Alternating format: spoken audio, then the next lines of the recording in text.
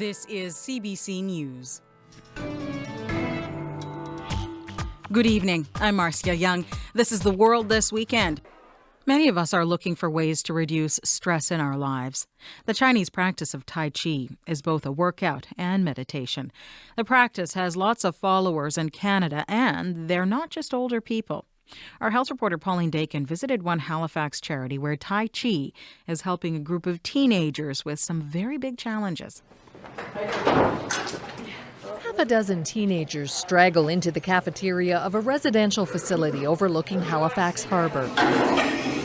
They're clearing space for morning Tai Chi class with Steve Oliver. He's a wellness consultant who uses the ancient Chinese practice in his work with at-risk kids and others, including seniors with dementia. It's basically a gentle form of meditation and self-defense. His group this morning?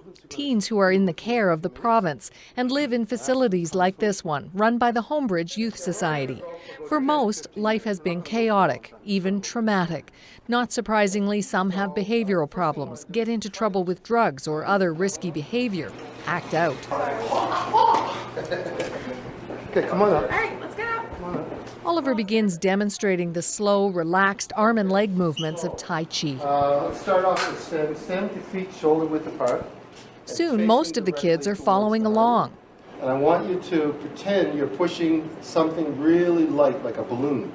Trayvon is one of the participants. He's 16, the oldest child of a single mom with 5 other kids. He says he ended up in care because of constant conflict at home. I just lose it really quickly. I'd just be the person to snap and get in all these big arguments and stuff like that. But now he lives in a group home.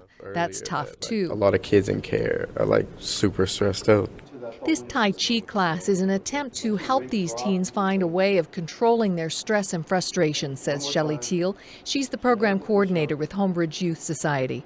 It's calming, peaceful. It just gives them an opportunity to see that you can handle your stress in a different way that's not going to be harmful to you. Now I'm more relaxed, chill though. Steve Oliver says the focused Tai Chi moves trigger physiological changes. Tai Chi and meditation are a mechanical way of switching the kids from the stress response to the relaxation response.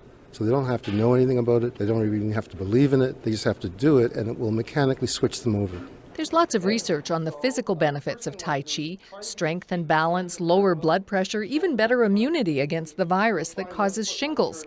Dr. Catherine Kerr says there's growing evidence of psychological benefits too.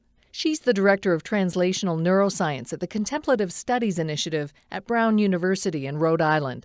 She says the latest research suggests it also protects against depression. Especially if you have poor self-esteem or you haven't had much support, you might have an increased tendency to kind of brood or have sort of negative thought patterns about the self or about the world.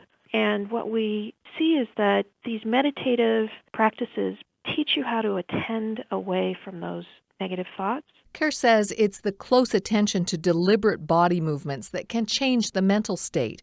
Trayvon knows that feeling. Slow, you really focus in the slow motions, and then your brain just switches everything off, and it's you don't really need to be angry all the time.